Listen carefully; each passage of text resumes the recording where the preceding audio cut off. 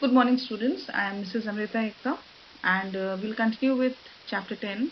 And in the last lecture, we had discussed about the background prior to colonialism and rural society. And today we'll continue about what is colonialism and what does it mean, the meaning of colonialism.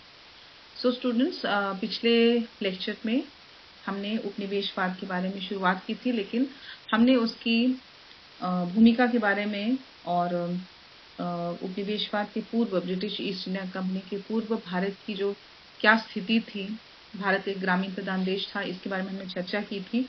कैसे धीरे धीरे east India company का आगमन होता है, कैसे यहाँ परिस्थितियां बदल जाती हैं, इसके बारे में हमने चर्चा की थी। तो आज हम इस लेक्चर में हम उपनिवेशवाद के अर्थ के बारे में चर्चा करेंगे, इसका तात्पर्य क्या होता है, उपनिवेशवाद से हम क्या समझते हैं। सो colonialism is the policy of a country seeking to extend or retain its authority over other people or territories, generally with the aim of economic dominance. In the process of colonialization, colonizers may impose their religion, language, economics, and other cultural practices on indigenous people. अगर हम सामान्य शब्दों में देखें तो उपनिवेशवाद का अर्थ है कि किसी समृद्ध एवं शक्तिशाली राष्ट्र द्वारा अपने विभिन्न हितों को साधने के लिए अगर किसी निर्बल देश पर, लेकिन वो निर्बल जो देश है वो प्राकृतिक संसाधनों से भरपूर होता है या परिपूर्ण होता है और उस राष्ट्र के विभिन्न संसाधनों का शक्ति के बल पर उपभोग करा जाता है, उसे उपनिवेशवाद कहा जाता है। उपनिवेशवाद में उपनिवेश की जनता शक्तिशाली विदेशी राष्ट्र द्वारा शासित होती है, यानी कि जो उस देश की जो जनता है वो उपनिवेश वाले जो दूसरे विदेशी राष्ट्र है उसके द्वारा वो शासन चलता है, उसके द्वारा वो शासित होती है, यानी कि वो उन पर राज्य करते हैं। और वस्तुतः किसी शक्तिशाली राष्ट्र द्वारा निहित स्वार्थवश किसी निर्बल राष्ट्र के शोषण को हम उपनिवेशवाद कहते हैं। यानी किसी शक्तिशाली राष्ट्र जो है वो स्वार्थ पूर्वक, यानी कि वो अपने स्वार्थी हितों के लिए किसी कमजोर या निर्बल राष्ट्र के ऊपर शोषण करता है, इसे हम उपनिवेश कहते हैं। So in other words, we can also say that if very powerful country, in order to fulfill its selfish motives, it exploits the natural resources of other country or weak country on basis of force or forcefully, it is known as colonialism. Further, we see that in colonialism, the country which forms the colony or which makes the other country its colony, it rules over it and also its people, and thus the powerful country who very selfishly it dominates over the weak country and exploits it, it's known as colonialism. तो हम ये भी देखते हैं कि उपनिवेशवाद एक देश की नीति है जो अन्य लोगों या क्षेत्रों पर अपने अधिकार को बढ़ाने या बनाए रखने की मांग करता है, आमतौर पर आर्थिक प्रभुत्व के उद्देश्य से। उपनिवेशीकरण की प्रक्रिया में उपनिवेशवासी अपने धर्म, भाषा, अर्थशास्त्र और अन्य सांस्कृतिक प्रथाओं को स्वदेशी लोगों पर थोप सकते हैं। विदेशी प्रशासक अपने हितों की खोज में इस क्षेत्र पर शासन करते हैं जो उपनिवेशित क्षेत्र के लोगों और संसाधनों से लाभ प्राप्त करना चाहते हैं। इस प्रकार हम देखते हैं कि उपनिवेशवाद दृढ़ता से 15वीं शताब्दी से शुरू होने वाला यूरोपीय उपनिवेशिक काल से जुड़ा हुआ है और जब कुछ यूरोपीय राज्यों ने उपनिवेशी साम्राज्य की स्थापना की। इससे सबसे पहले यूरोपीय उपनिवेशवादी देशों ने व्यापारिकता की नीतियों का पालन किया, जिसका उद्देश्य घर देश की अर्थव्यवस्था को मजबूत करना था। इसलिए समझौते ने आमतौर पर उपनिवेशों को केवल महानगरीय के साथ व्यापार करने के लिए प्रतिबंधित किया।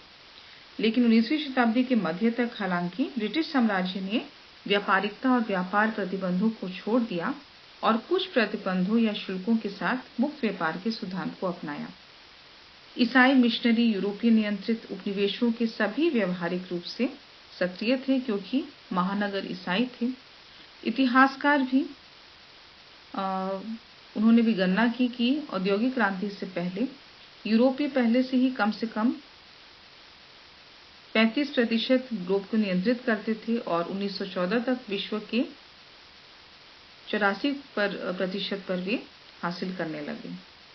इस प्रकार हम देखते हैं कि किस प्रकार उपनिवेशों की स्थापना हुई। So we see, in other words, we can also say that colonialism is strongly associated with the European colonial period, starting with the 15th century when some European states established colonializing empires. At first, European colonizing countries followed policies of mercantilism, aiming to strengthen the home country economy. So agreements usually restricted the colonies to trading only with the metropole. By the mid-century, however, the British Empire gave up mercantilism and trade restrictions and adopted the principle of free trade, with few restrictions or tariffs. Christian missionaries were active in practically all the European-controlled colonies because the metropoles were Christians.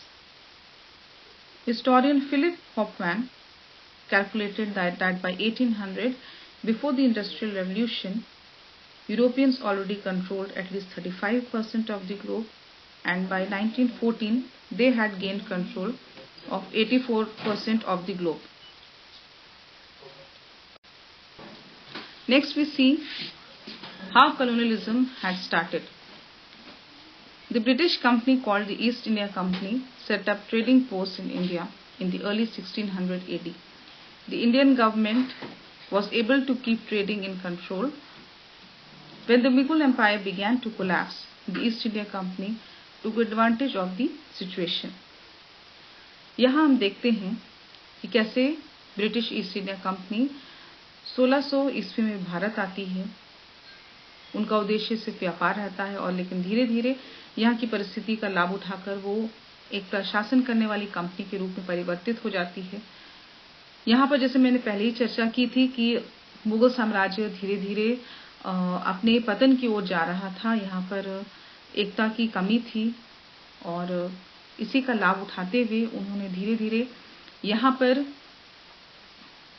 नियंत्रण करना आरंभ कर दिया और बहुत से उन्होंने क्षेत्र अपने अधीन कर लिए और इस प्रकार इन सारी परिस्थितियों का लाभ उठाते हुए ईस्ट इंडिया कंपनी जो है वो एक प्रशासन करने वाली कंपनी के रूप में परिवर्तित हो जाती है। तो हम देखते हैं इस प्रकार इस लेक्चर में कि किस प्रकार ईस्ट इंडिया कंपनी का कैसे आरंभ होता है और कैसे वे धीरे धीरे परिस्थिति का लाभ उठाकर भारत को अपना एक उपनिवेश बना लेते हैं। यहाँ पर शोषण करते हैं, यहाँ के लोगों का नहीं बल्कि यहाँ के प्राकृतिक संसाधनों का भी उपयोग करते हैं और उनका शोषण करते हैं। तो उसी को उपनिवेशवाद कहा गया है और ये जो शोषण हुआ था और ये जो भी लाभ हुआ था ये सिर्फ उनके लिए हुआ था, ये अपने स्वार्थी हितों के लिए हुआ था, ना ही यहाँ के किसी के विकास के लिए हुआ था। तो इस प्रकार हम देखते हैं उपनिवेशवाद का अर्थ क्या है और कैसे यहाँ पर इसकी शुरुआत की गई। So in this way we see that how they, in order to fulfill their selfish motives, how they came in India and how they exploited its rich, weak, though it was rich in its natural resources, and how it was exploited in order to gain their selfish motives. And so this led to the formation of colonies in India and how this colonialism was established in India after the arrival of the East India Company.